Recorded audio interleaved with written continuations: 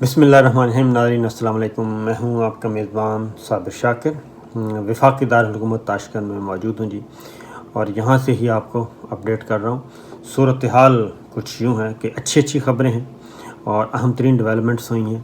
اور پاکستان کے لیے یہ بہت ہی فروٹفل ثابت ہوں گی، مفید ثابت ہوں گی، نہ صرف پاکستان کے لیے بلکہ لائک مائنڈڈ کنٹریز ان سب کے لیے۔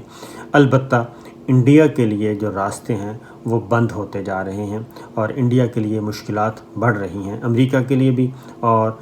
ان ممالک کے لیے بھی جن پہ امریکہ بہت زیادہ انحصار کر رہا تھا، جو اس کو بیچ دوراہے میں چھوڑ کر نکل گئے۔ یہ سب کچھ ہو رہا ہے۔ سب سے اہم ڈیولپمنٹ کیا ہے؟ سب سے اہم ڈیولپمنٹ یہ ہے کہ اب پہلے ماسکو میں ایک بیٹھک ہو چکی ہے افغان طالبان کے مختلف گروپس کی، اس میں پاکستان بھی شامل تھا، چائنا بھی شامل تھا، سب شامل تھے، دیگر وسط ایشی ریاستیں بھی تھیں۔ ایک ماسکو میں سٹنگ ہوئی، بیٹھک ہوئی، بڑی بیٹھک، بڑا اجلاس ہوا، اس میں بھی افغان طالبان کا جو مستقبل کا افغانستان ہے اس پہ بات ہوئی۔ پھر بیجنگ میں بھی ہو چکی ہے اور تہران میں بھی ہو چکی، اور اب پاکستان ہوسٹ کرے گا جی ایک اہم ترین اجلاس افغانستان کے مختلف گروپس کا، افغانستان کے مختلف جو وہاں پہ کہنا چاہیے اسٹیک ہولڈر افغانستان کے کہہ لیں آپ، اس میں افغان حکومت کے لوگ بھی ہیں، اشرف غنی حکومت کے لوگ بھی ہیں، مصالحتی جو جرگہ ہے، چیف مصالحتی کونسل ہے عبداللہ، پھر سابق افغان قیادت وہ بھی اس میں شامل ہے۔ تو ان سب پہ افغان طالبان بھی شامل ہیں، ان سب کو مدعو کر رہا ہے پاکستان اسلام آباد میں، اور یہاں پہ ایک اہم ترین ڈیولپمنٹ ہوگی، اور اس سے پہلے کچھ اور چیزیں ہونی ہیں، تو وہ میں آپ کو بعد میں بتاتا ہوں۔ لیکن جو اسلام آباد میں ایونٹ ہونے جا رہا ہے وہ ایک بہت بڑا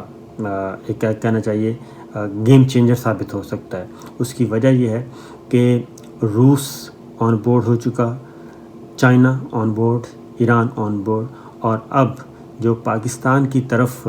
کیا کہنا چاہیے بری نظریں آ رہی تھیں اور پاکستان کو لپیٹنے کی کوشش کی جا رہی تھی ایک بدامنی کی فضا میں، اس سے نمٹنے کے لیے اب پاکستان یہ میزبانی کرے گا۔ اور حامد کرزئی صاحب سے بات ہو چکی، وزیر اعظم عمران خان کی دیگر افغان رہنماؤں سے بات ہو چکی، تو موسٹلی اب تک کی اطلاعات کے مطابق زیادہ تر رہنما جو ہیں وہ اس کانفرنس میں شریک ہوں گے وزیر اعظم عمران خان کی دعوت پہ، اور یہاں پہ پاکستان میں بیٹھ کے افغانستان کے مستقبل کا لائحہ عمل اور اسٹریٹجی طے کی جائے گی، اور جو بین الافغان مذاکرات جو اب تک شروع نہیں ہو سکے اس پہ بات ہوگی کہ غیر ملکی فوجوں کے انخلاء کے بعد افغانستان کو آگے لے کر کیسے بڑھنا ہے اور خون ریزی سے، خانہ جنگی سے کیسے بچنا ہے، اور جو بیرونی انوالومنٹ ہے، بیرونی انوالومنٹ کا مطلب ایک ہی ہے آج کل، اور وہ ہے انڈیا کی انوالومنٹ جو ہے افغانستان میں۔ اگر بیرونی مداخلت کا کوئی تصور کرے تو اس کا مطلب ایک ہی ہے کہ انڈیا کے راستے جو بیرونی مداخلت ہونی ہے اس کو کیسے روکا جائے، اور وہاں پہ جو پرائیویٹ گروپس تیار کیے جا رہے ہیں، پرائیویٹ جنگجو تیار کیے جا رہے ہیں، ان کو کیسے نیوٹرلائز کیا جائے، اور بڑے جتنے بھی افغان گروپ ہیں، خواہ وہ افغان طالبان ہیں یا پھر حکومت میں شامل ہیں یا وہ جو حکومت میں شامل نہیں، وہ پختون ہے یا نان پختون ہے، سب کے سب اس بات پہ متفق ہو جائیں کہ آپس میں ہم نے جنگ و جدل نہیں کرنا بلکہ امن کی طرف لے کے جانا ہے۔ تو یہ اہم سنگ میل ثابت ہوگا۔ اس کانفرنس سے پہلے ایک تو وزیر اعظم عمران خان نے ٹیلی فونک رابطے کیے ہیں موسٹلی لوگوں سے، اور جبکہ اشرف غنی، پریزیڈنٹ غنی سے ملاقات ہے ان کی یہاں پہ تاشقند میں جہاں میں موجود ہوں، اس ملاقات میں بھی کافی غلط فہمیاں جو ہیں وہ دور ہوں گی، اور آئندہ کا جو روڈ میپ ہے اس پہ بات ہوگی، کیونکہ اس سے پہلے یہ آپ ذہن میں رکھیے کہ بہت ساری جو ہیں بیک ڈور چینل پہ بہت کچھ ہو چکا ہے۔ اس لیے اب تاشقند میں اگر پریزیڈنٹ غنی اور پرائم منسٹر عمران خان کی ملاقات جو ہے وہ کامیاب رہ جاتی ہے، نتیجہ خیز ہوتی ہے، تو ایسی صورت میں جو اسلام آباد میں کانفرنس ہونی ہے افغان ایشو پہ، ایک بڑا جرگہ ہونا ہے، تو اس میں پھر ڈیفینیٹلی پازیٹیو رسپانس آئے گا۔ اور ساتھ ہی ساتھ افغانستان کی بھی بات بتا دوں کہ خیر وہ بعد میں آتے ہیں، پہلے یہ تاشکند کا والی بات مکمل کر لوں۔ تاشکند تو یہاں پہ ایک اور چیز بھی ہوئی ہے کہ ایک تو شنگھائی تعاون تنظیم کانفرنس ختم ہو چکی، جو کہ چل رہی تھی دوشنبہ میں، تو وہ مکمل ہو گئی ہے۔ وہاں سے وزیر خارجہ شاہ محمود قریشی، وہاں پہ ان کی ملاقات ہوئی چین کے وزیر خارجہ کے ساتھ، روس کے وزیر خارجہ کے ساتھ اور وسط ایشیائی ریاستوں کے وزراء خارجہ کے ساتھ شنگھائی تعاون تنظیم کانفرنس کے موقع پہ۔ تو وہاں پہ بھی جو ایجنڈا رہا چائنا کے ساتھ، روس کے ساتھ اور دیگر ممالک کے ساتھ، تو وہ افغانستان ہی تھا، اور اس ریجن کو یعنی کہ South Asia and Central Asia, اس ریجن کو پیسفل کیسے رکھنا ہے اور تجارتی اور معاشی طور پہ آگے کیسے لے کے بڑھنا ہے، اس پہ بات ہوئی ہے۔ وزیر خارجہ جہاں پہنچ چکی ہیں جی تاشکند، اپنا شنگھائی تعاون تنظیم سے فارغ ہو کے، اب یہاں پہ بھی ان کی ملاقاتیں ہیں۔ یہاں پہ 24 ممالک کے وزراء خارجہ ہیں، تو وزراء خارجہ کی ملاقاتیں وزیر اعظم کہہ رہا ہوں، وزیر خارجہ شاہ محمود قریشی کی موسٹلی وزراء خارجہ سے سوائے انڈیا کے باقی سب سے ہوگی۔ اور یہاں پہ دوسری میں ایونٹ بتا چکا ہوں کہ وزیر اعظم عمران خان کے اشرف غنی سے بھی ملاقات۔ تو یہ 2-3 دن جو ہیں، 2 دن خاص طور پہ آج کا دن اور کل کا دن امپورٹنٹ ہیں، اور اس یہاں پہ جو ایونٹ ہوگا اس کے جو نتائج ہیں وہ پھر آگے جا کے نکلیں گے، جو اسلام آباد میں مذاکرات ہونے ہیں، بین الافغان مذاکرات۔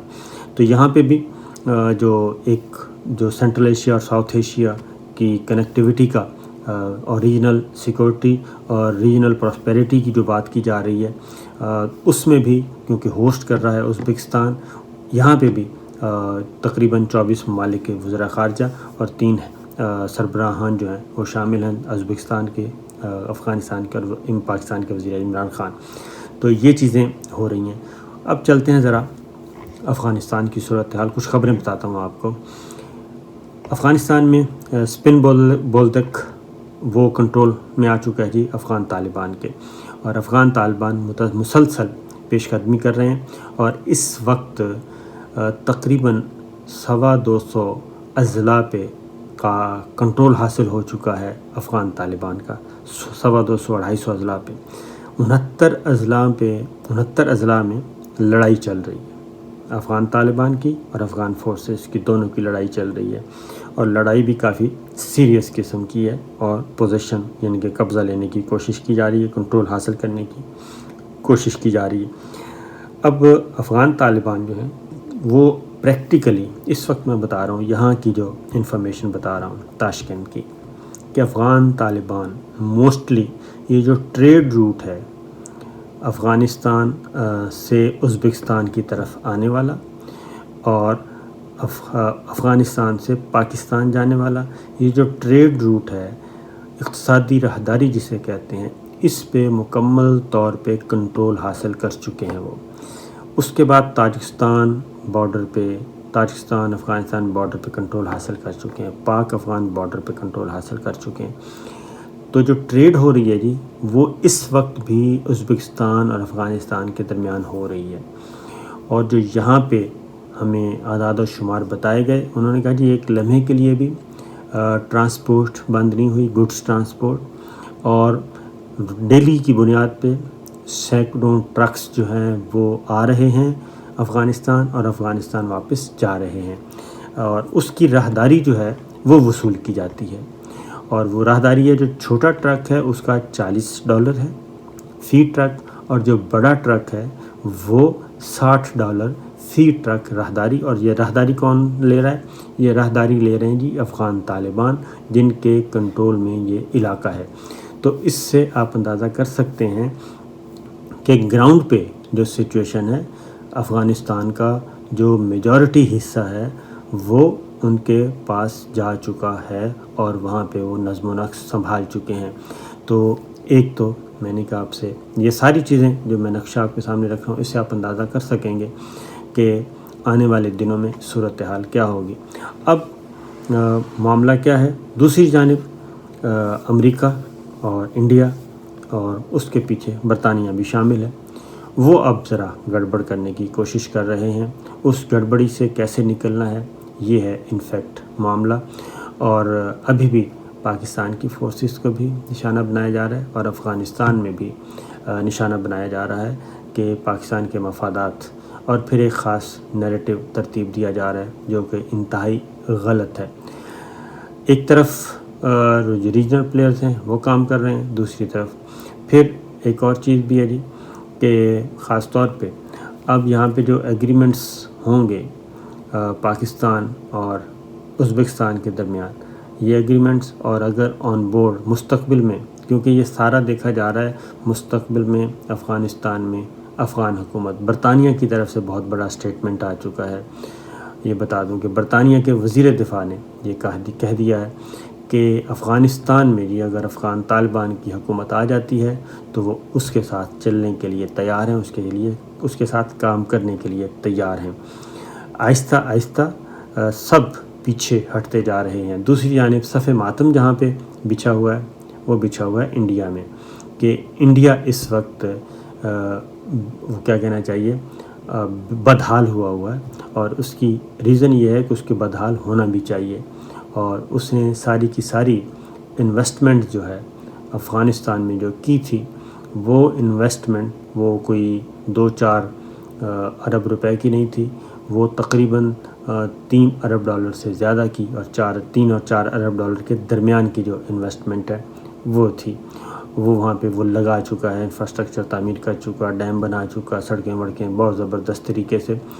اس کو یہ اندازہ نہیں تھا کہ حالات اس طرح پلٹا کھائیں گے اور وہاں سے ساز و سامان ہجرت کرنی پڑے گی ان کو، اور سب کچھ چھوڑ چھاڑ کے وہاں سے نکلنا پڑے گا۔ اب وہاں پہ انڈیا میں یہ بحث ہو رہی ہے کہ یہ سارے جو کوئلوں کی دلالی میں منہ کالا کیا ہے اجیت ڈوبھل نے، نریندر مودی نے، تو اس کا انڈین گورنمنٹ کو یا انڈین قوم کو اور انڈیا بطور ریاست کو کیا فائدہ ہوا؟ اس کا کوئی جواب نہیں ہے، بلکہ اس وقت خطے میں انڈیا جو ہے وہ بالکل آئسولیٹ نظر آ رہا ہے، تنہائی کا شکار ہے۔ اس نے خطے کے تمام پلیئرز کے ساتھ اس کے تعلقات تقریباً یا تو بہت زیادہ خراب ہو چکے ہیں، یا پھر اس کے تعلقات جو ہیں وہ ایڈورس گیئر لگا ہوا ہے۔ روس کے ساتھ ایڈورس گیئر ہے، چائنا کے ساتھ بالکل جنگ والا ماحول ہے، ایران کے ساتھ ایڈورس گیئر ہے،